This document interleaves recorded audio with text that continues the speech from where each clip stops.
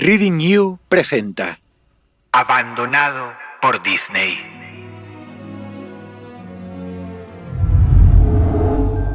Resulta muy curioso, pero detrás del universo mágico e inocente de sus personajes, Disney ha contado con una reputación algo extraña a lo largo de los años.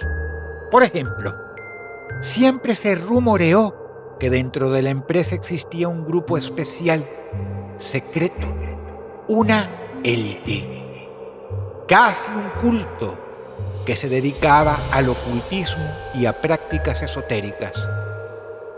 Se dice incluso que en Disneyland hay zonas a las que solo este grupo podría acceder y que allí mantendrían sesiones espiritistas o rituales extraños después del cierre al público. Disney ha puesto mucho empeño en ocultar este tipo de historias. Hoy te voy a contar una de ellas, de las menos conocidas. Disney cuenta con un parque de atracciones muy especial. No lo busquen porque no figura en ningún mapa. No es ninguno de los que conocemos en Estados Unidos o Europa. Se trata de un pueblo fantasma y está ubicado en las Bahamas. Fue un proyecto que combinaba el parque de atracciones con el complejo turístico tipo resort e iba a llamarse la Isla del Tesoro. Estaba orientado a gente con dinero. La ubicación era estratégica. Podía atraer turistas de toda América del Norte, América del Sur y de Europa. Familias que buscaran un lugar con playa y entretenimiento para todos, en especial para los chicos. ¿Qué podía gustarles más que Disney? Ya había un antecedente, otro proyecto más pequeño en Carolina del Norte. Este se llamaba El Libro de la Selva y toda su ambientación tenía que ver con el mundo de aquella película que hizo Disney. Pues bien, Disney pretendía que los empleados de ese parque fueran como Mowgli, de piel algo oscura, y que tuvieran sus mismas ropas. Esto fue visto con muy malos ojos. Piensen tan solo en la imagen de un parque de diversiones para gente rica en el que serían atendidos por extranjeros, gente de color, vestidos como salvajes. ¿Se les ocurre algo más racista? Las protestas comenzaron apenas circularon rumores del parque. Disney lo descartó e intercedió para que no saliera nada en los medios. Con los años, nacería la idea de la Isla del Tesoro, un complejo mucho más grande y ambicioso. Nuevamente Disney invirtió mucho dinero. Se dice que fueron más de $30 millones, pero sorpresivamente fue cerrado casi de inmediato. Algunos dijeron que se debía a conflictos legales, sindicales o que no era una zona segura para los turistas. En Disney jamás quisieron hablar de ello. Con el tiempo, la existencia de ese parque temático de las Bahamas circulaba como un mito, algo que para muchos era una fantasía. Pero no, sus restos seguían ahí. Y en los años 90, una persona que conocía la zona y que además era fanática de Disney, se dispuso a encontrarlo y recorrerlo. Aunque el parque estaba abandonado, la propiedad seguía siendo de Disney y estaba prohibido pasar. Solían contar con mucha vigilancia, o eso se decía. Este muchacho se preparó con una linterna, dejó su auto estacionado y se acercó a un camino que estaba cerrado con vallas. Era una calle larga, de doble mano, que conducía a la entrada del parque. Varios carteles decían no pasar. Él los ignoró. Caminó una media hora hasta llegar al predio. El silencio era absoluto y todo estaba a oscuras. Entonces, a lo lejos, iluminado solo por la luz de la luna, vio la estructura del parque abandonado. Se acercó con temor a que lo viera alguien de seguridad. Solo prendió la linterna cuando se dio cuenta de que no había nadie alrededor. Alumbró la puerta. Era de madera. Se veía vieja y llena de moho. Había un cartel colgado con unos alambres, una chapa oxidada en la que habían escrito con pintura roja: abandonado por Disney.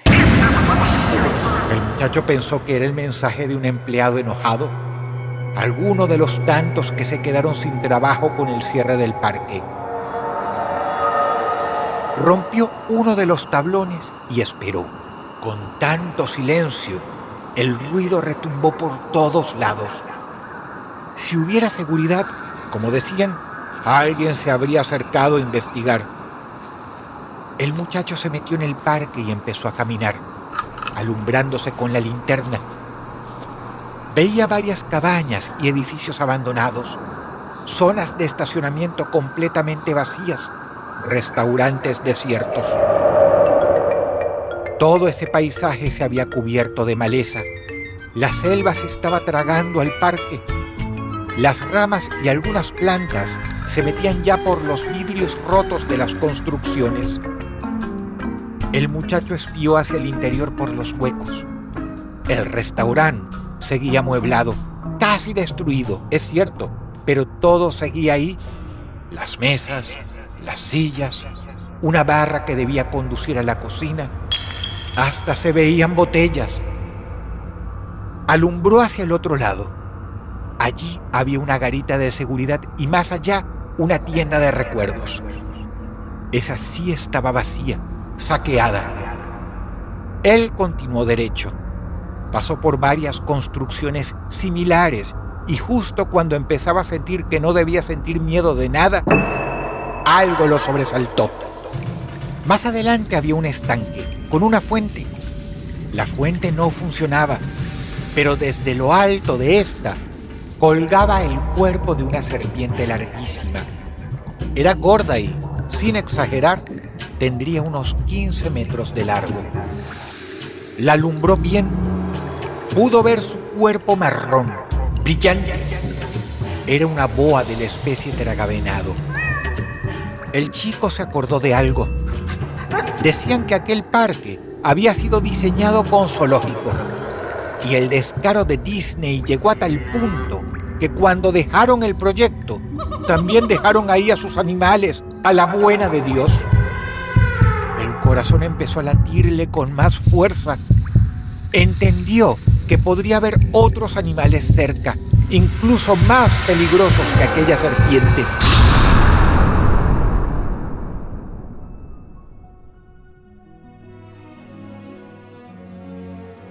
El muchacho se alejó. Podía ver el hotel abandonado. Con la linterna iluminó las distintas ventanas del edificio, de todos los pisos, especulando si algo o alguien lo observaba desde arriba. A pocos metros se encontró con un edificio rectangular, sin ventanas, como de unos 3 o 4 pisos. Arriba decía, personal solamente, y debajo, mascotas solamente. El muchacho quedó algo desconcertado. ¿Cómo que mascotas? ¿A qué se referían con eso? Después entendió. Aquel lugar debía ser para los empleados vestidos de los personajes.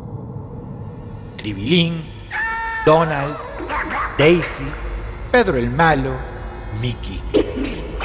Esto le dio mucha curiosidad. La puerta ya no tenía cerradura. Una cadena con candado la mantenía cerrada, pero no del todo. Quedaba una abertura, y el chico se pudo deslizar por ahí. De entrada sintió el cambio de temperatura. Estaba muy frío y no se veía absolutamente nada. Avanzó despacio, guiándose con la linterna. A un costado vio una pila de carteles e indicadores del parque. También había publicidades. algunas cosas de utilería y unas pasarelas con trajes colgando todavía en sus plásticos. No llegaba a ver cómo eran esos trajes, porque las fundas estaban cubiertas de polvo y telarañas. Entonces algo crujió frente a él. El muchacho movió rápido su linterna. Era una puerta. Se quedó paralizado, esperando hasta que la puerta volvió a crujir una y otra vez. El muchacho se tranquilizó. Solo la movía el viento. Fue hacia ella. Detrás empezaba un pasillo muy largo, con varias puertas de cada lado. Intentó abrirlas, una por una. Ninguna cedía, pero vio una abierta a unos metros. La puerta estaba entornada. Él se asomó con cuidado. Levantó la linterna y en el centro vio una silla sobre la que descansaba un pato Donald, echado sobre el respaldo. Es decir, era uno de esos trajes grandes de Donald que usaría algún empleado del parque. Estaba en una posición de costado, algo caída. El traje del pato Donald lucía inmundo, polvoriento y lleno de unas manchas oscuras y aceitosas.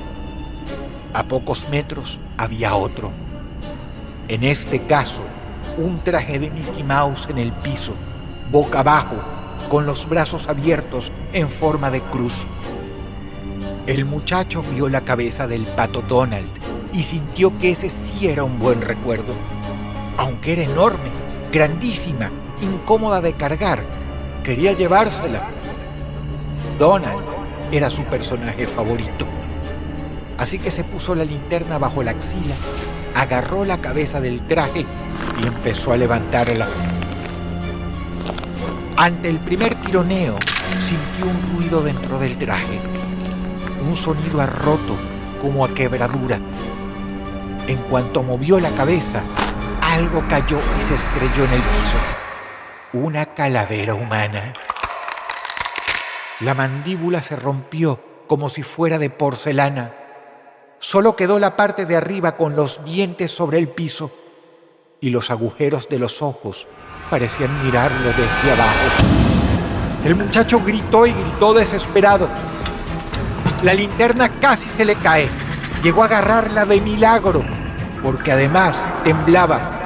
Había escuchado algo a sus espaldas, algo que se arrastró.